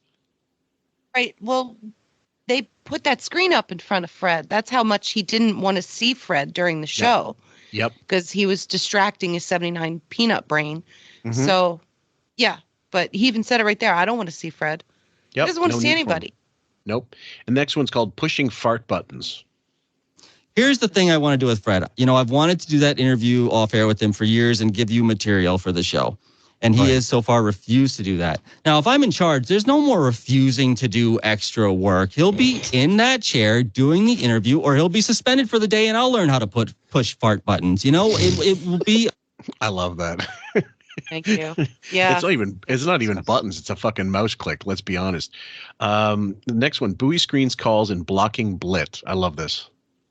Member of the team. I want to find a role for him. So I found something more suitable to his skills. What is it? Answering the phone? I'm going to have him answering the phones when I'm working as executive producer for the day. He can screen the phone calls, and he'll be a little slow typing what they're saying, but that's okay. We want him to learn and grow, and that'll be great. I can't wait to watch you attempt. Because Buoy never learned typing. I'm certain he's doing the index finger shuffle. No, that guy. He's like the mayor of the Stern Show. He just walks around all day, probably just noshing on food, drinking a coffee, talking to people, and like every now and then, if he's needed for a bit or an ad read, he comes in. Yeah, and he's got that Springsteen button on his lapel, just making sure everybody knows. To book a guest with all that charm that you have, and how much people are going to love you. This isn't about charming you right now. This is about putting a foot in your ass. Guys, you desperately need. Matt, I've heard the pitch. I understand what you're saying. I'm understanding it. All right, the next slide is about JD. Boring. So, all right. No more Blit. No more vacations on Howard's dime. If we send you somewhere exotic for the show, say to Paris, and the material you come back with is not good enough for Howard to play, it's going to be like you showing up at a restaurant without your wallet. You are going to work that shit off and pay Howard back every time. How? Well, what kind of work does Howard need done? Well, I'll figure it out. Don't worry. I'll tell you what I need. I need JD to mow my lawn is what I need. It'll be done. Okay, thank you. Oh, that I like. So hold on. We never did get Blit and JD stuff from their trip, did we? No, they went there end of June. Right. During the Olympics, they were there. Yeah. And all we got from that was Blit's Instagram with like maybe 7 1-minute clips from each day they were there. They'd have JD, throwing some shit down his throat and giving a mushmouth review of what it tastes like thumbs up or a thumbs down. So JD just said, and he's not smart enough to insert this for no reason. He just said that wasn't a vacation. Well, so he's admitting it was on the show's dime. Yes, the show paid for it, apparently. Right. So if it was a work thing and we haven't seen any fruit of that labor, so it was a wasted effort and it was a wasted expense. Yeah, they've been promoting it since they got back from summer break. Right. All September, all October, November. Now, today, December 12th, still nothing. Right. And so we got, yeah. All I got, to the best of my knowledge, really the most of what I remember was them trying to say, oh, you know what, there's dog shit everywhere. You can't, Howard, when you go, you're going to, before Howard went on his Italian, sojourn, before, Papa Don Buchwald passed away, that he was going to, there's dog shit everywhere. And Kimmel saying like, you don't know what you're fucking talking about, whatever. And that was it. And I'm thinking, what a fucking waste of time. What were they, there to, they were rodeo clowns to get any terrorists away in case they wanted to shoot Howard. Like they'll get JD first and Blit will get the bullet. Come on.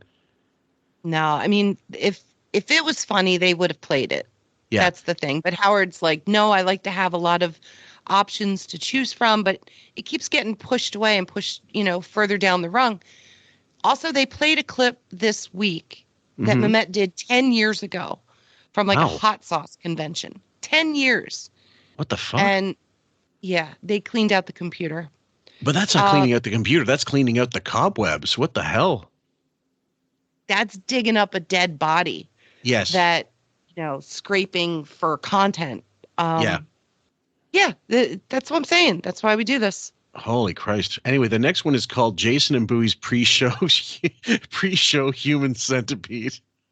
All right, one more. Go ahead. Gary's inner circle in this pre-show meeting is just a human centipede. Next slide of people with their tongues up each other's asses, out, trying to I agree with you. I know I agree with you. You're the best. You're the best. No, I want a few disruptors in there. I want people who are hungry to make the show better. And so that's what I'll be doing. If you put me in charge for a day. In other words, you will I will put together assemble a core team. Creative core team, yes. All right, got. I 100% believe what he's saying. We've known this for a long time. It's sycophant, Gary and his inner circle with the Tracy Millman. That whole thing I covered ages ago with Sam is a perfect distillation of what it's like inside there when Bowie has his way. It's a boys' club. Yep. And they're all patting each other on the ass, going, "Nice play, nice job." Right. You really gave it to him that time, or whatever it is. And honestly, I can only imagine Klein and Bowie talk daily, according to them on the wrap-up show. Yes. So, like Mean Girls, they probably bitch and moan about who did what or who was good, who was bad, like another wrap-up of the wrap-up segment almost. Yep. Yeah, I it's got to be sickening to be Memet or Will, somebody who lives in reality and isn't just a yes man or up their ass constantly. Yep.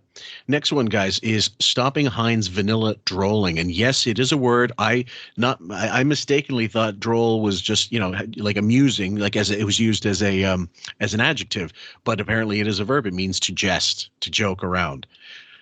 The feet kicked up mentality, and sometimes it seeps into the air. Now, what I want to do, if I'm an executive producer, and you trust me with that role for one day. Right, one day. Protocol 87 if someone comes on the air, like John Hein yesterday with Starbucks, like, oh yeah, Starbucks is good, you get a nice sandwich. I'm going to cut off their microphone and say, move it along, because... Hold on. Please do. Kayla's probably clapping in the air right now. As she Fist hears bump, this. Kayla. Fist bump. Yeah, yeah. You're just not bringing it. That's kind of Howard's job. No, sometimes Howard's too nice, and he gets uncomfortable. You can do a better job than In Howard. other words, if John Hein isn't doing a good job talking about Starbucks, I won't be in the uncomfortable position. Right. Where I'll be the bad I guy. see. I'll be the Okay. bad guy. All right. Okay. And Howard, I know you're being slightly patronizing and kind of being dismissive I'm of listening. this, but I'm there's just- I'm no trying to move on. way. There's how that no works way for you if on the air, Howard, if you're still talking to John and his mic goes off. Well, I've got a new executive producer. I promise you'll be thanking me. You'll be thanking me. Like, my God, I can finally wake up. Howard, may I say one thing in close? Uh-oh, he's attacking Bowie's boyfriend. Yeah, Oh, no. big time. But the ketchup's off the fucking patty now. Jesus. Well, the saying Howard's too much of a nice guy is translation is Howard's too much of a pussy. A pussy, yeah. Could direct his own show and to actually give feedback to people. Well, at the same time, isn't it more in line with Howard to put someone? I talked about this with Len a little bit. Like, if you put someone on that with way less talent than you have as a broadcaster, or with shittier voice and shittier delivery and less funny, which is really tough to do with Howard when you're talking about him. Hein's the perfect guy if you want people to think that you are some, fucking maverick broadcaster and you have this pin voice and you're George Carlin on the mic. Well, then you put John Hein on. But as we said in that episode, Johnny Carson wanted A-list guests, A-list talent hosting when he was not there. He didn't want you leaving for another show. No, he was all for the good of the show, not the good of himself. And that's the difference between these two. Yep. What about forcing Robin to work topless? Anybody think of that? I mean, think of the ratings. It's an idea. Howard, can I just say one thing in closing? It's really funny because one of the things about Memet is he's insanely disingenuous. So Jason runs the morning meeting. Jason's name was not mentioned at all, and I'm not shitting on Jason. I think Jason does an amazing job. But he's too afraid to throw Jason under the bus, so he's going to pick on me. It's hard to tell who runs what, because like I said, no, it's not a big hard to tell. circular you human actually centipede. You actually know who runs it, Memet. Guys, thank you, guys, and bring in... I think Memet's not going to mention Jason because Jason might actually do some work, and he also knows that Jason wants to do pretty much what he's doing, except he can't. Yeah, his hands are tied, Jason's. Yep. Because Bowie's been there too long. So his seniority gives him more power, more say. Bowie's always held the door to who gets on air and who doesn't. Yes. Not Jason. Jason desperately probably wants that, but he can't have it. So he's just got to manage all the shit that Bowie delegates because he's too lazy. Right. And hand that off and find someone, somebody else to give the work to. I just see this whole trickle down of work effect happening. Jason, with his bariatric surgery or gastric bypass surgery or whatever the fuck, or even Ozempic if it was out at the time, whatever it is that he helped him lose weight, because it certainly wasn't fucking exercising and meals on wheels or whatever, fucking Nutrisystem. Deal in trafficking. Anyway, so he's I think was also thinking, look, Gary's not stopping eating black and white cookies and Reese's, so it's more likely like he's just going to die of a heart attack one day, and if I lose weight, that won't happen to me, and I can be Bowie when he's gone. Sure, I'll take that. I can wear a blazer. I don't have to, mooch off someone for fucking Bruce Springsteen tickets. I could do his job for slightly less money or whatever, or even less, and I can be more effective. And Jason would be more effective than Bowie. He's smarter than Bowie. Yeah, I don't know that he can schmooze because his personality and his voice is so grating. It's obnoxious, yeah. As far as wrangling the staff, yeah. He could definitely throw some people under the bus, just like Memet's doing, and, get people to do more that way. Yeah. Right. Next one, Wookiees versus Munchkins. Wookiees. What are they called? The Munchkins? Fidgets. Munchkin. In The Wizard of Oz, is he talking about Wicked? That's exactly it. They're talking about the Wizard of Oz, and he was calling them Wookiees. Wookiees, yeah. Okay, here we go. Now this is okay. We've had this story before, but we're gonna play it and just go through it first. Zvi's sword fights.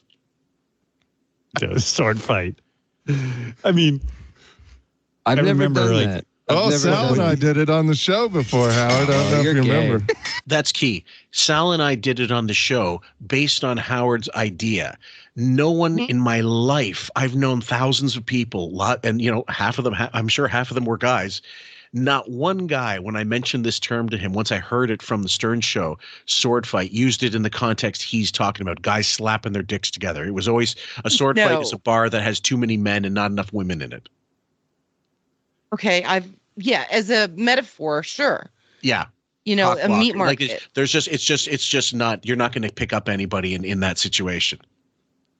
Right. Like what was I calling it when you were doing shows and it was like Kayla and I would do like a clam bake. Sausage party. Sausage party. Thank you. What did you guys call it? Clam bake or something? Yeah. When it was just the women.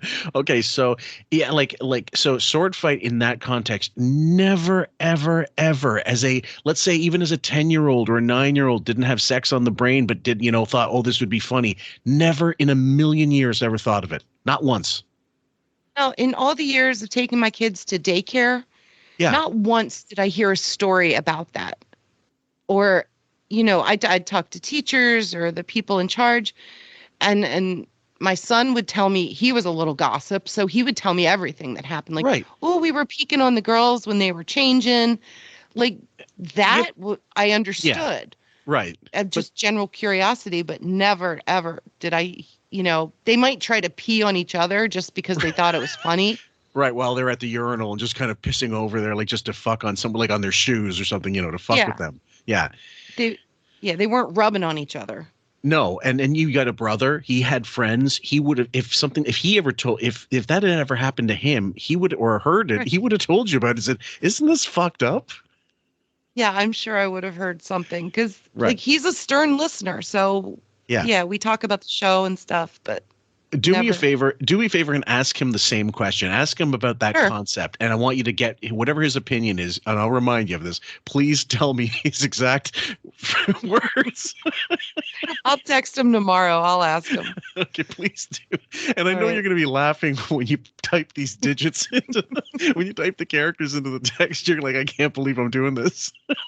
There's a lot of things I never thought I'd type. And then this show came along. So right. Maybe better to send him a voicemail so that he can get while you're laughing as you're asking him. Right. I'll put it in my spell check in my autocorrect, my phone. Totally. There was a lot of, I remember when I was a young boy, there was a lot of my friends who wanted a sword fight, and I knew that wasn't my thing. First of all, I'll lose every time. Like if I have a sword fight, I barely can get my weapon out of my underpants. I didn't need that humiliation. You probably achieve insertion trying to sword fight. You never know. I wish I had a big cock. I might have challenged a few guys to a sword fight. I paint a big Z right on your chest for Zorro. No, if you had a big dick, it wouldn't make you want to touch other guys' dicks anymore. That Zorro comment's probably an old joke from Ralph. And him fighting, sword fighting. I'd say so. The next one, what about Girls Town? This is in reference to separate beds, separate bathrooms, separate, living quarters, essentially. Yeah, notice when he says I, not we, or me, not, us kind of thing. I'll be like Daffy. Pronoun trouble.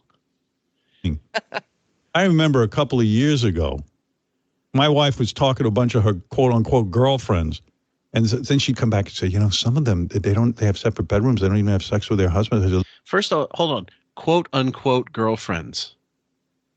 Does that mean he thinks of them as a joke that they're not really friends? Or he knows they're not friends, and he's just mocking her? Some of my wife's girlfriends, like women she would go have lunch with, go shopping with. But when you say quote unquote, it's like it's dubious when she says they're friends. They're not really friends. I gotcha. You know what I mean? Like they're not her friends. Like this is Okay, some so bullshit. they're women she would meet and talk to. At Yeah, functions, exactly. Yeah. red Listen. carpet events. I don't know what you're saying, but I'm going to tell you one thing about me. I'm not in no marriage where there's that doesn't fly with me. Those fucking dudes, there's something wrong with them. I mean, I need love. I am love starved. I spent 20 years in the house with those two. Nobody was busy with me. I need attention and love. Right, Ronnie? Right. Okay. So yeah, the separate but if you're rich, it often you may have separate bathrooms. I get that much, but separate bedrooms, totally. That's again a little odd for a quote couple that's in love, unquote. Yeah, well, we found out a long time ago, like in their penthouse in New York City, they have separate floors. Yes. Girls Town and Boys Town. So there's that. I was thinking of a different clip with the I and me when he's talking about hearing a noise in his bedroom. Sorry, I got that confused. But okay, that might be a later one then. Yeah, that's a later clip. I think in another day. But okay, just the fact that he couldn't even like protest this idea without stuttering, stammering, big pauses in between because it was so uncomfortable. He knows fucking he hasn't shared a bedroom since he was living with Allison and in their little first house. Yeah. And he spent most of the time in the panic room anyway. Next one is spinster marriage advice. The happiest marriages are the ones that are full of sex. Yeah. Yeah. What? Says the woman who hasn't had sex since before she got cancer in like 2012. Yes. And has never been married, could never keep a boyfriend more than a year with Mr. X, a year and a half. Yeah, and not even a year with Florentine, as far as I know. No, that was talks out her ass. Yeah, no. And the last one here for the day is Buoy endorses scripts. And he's a very good correspondent. He also, and I found out through his direct supervisor, one of his strengths is like he's really good at putting a script together, or at like taking a bunch of tape and a bunch of bit and writing it up in a way that makes it cohesive. That's a talent. Yeah, I look. What's the context of this clip? Because it's lost on me. It's obviously a wrap-up show clip. Saying the word script. Mm-hmm. So basically, he has to, when they write up a bit and they're putting together, it's basically, when you say script, I think dialogue. Yeah. I say this, then you say that. So it's not so much like a summary, it's more defined. And he changed his wording after he said script because I think he caught himself. This was a wrap-up show clip. And to me, it just was Buoy kind of like trying to stray away from the script idea and put it in a way so it seems more organic, not so pre-planned and outlined. Okay. Well, I think that one's going to wrap us up for today, guys, because we're almost at about an hour to like hour 45 or something for this particular one. And we're not going to be able to give the next one any kind of justice, even though, because there's a lot of clips going into the next one. So let's wrap this up, and we'll hope you guys enjoyed it. We hope you guys enjoy everything we're doing this month. We've got some Christmas dedications headed your way, obviously. Do you have one in mind, or am I going to take the lead on this one? This is your turn this week. Okay. Based on everything that we've got, I'll think about it because, like, is the theme really Memet? If it's Memet, do I put on some fucking Turkish music? Do I put on some? No. Do I play some, shit stir, like some kind of? I'll figure it out, guys, and I'll let you know in terms of the outro. So, any shout outs, my dear? No, just hope everybody's doing well. Check on your loved ones. Stay warm if you're in the cold freeze zone like I am. And I hope everybody has a good holiday. And we'll be back with some more Memet stuff. We have one more day of it to cover. You know, back in the day when we were still, I learned how to drive on this monster, my dad's old Pontiac Bonneville. And in the winter, we would plug in the car. So when we started it in the morning, otherwise, because that's how cold it would get. There was an outlet in the garage, and you'd plug it in to start up, to keep the battery sort of alive, basically. And now we've come full circle. Now we actually plug in cars to give them the juice they need. Yes, some of these new cars. So, guys, my dad was we were ahead of our time with the plug-in shit. Anyway, take care, guys, and we'll see you on the next one. Love you guys. Scott Weill and the Stone Temple Pilots. There's a band that, God, I just could give a rat's ass about. I mean, what is that? What are you learning from? Why use it? This is no wonder people like this special. It's the anti-special. There's nothing special about these guys. I really, they're one of those bands I never got.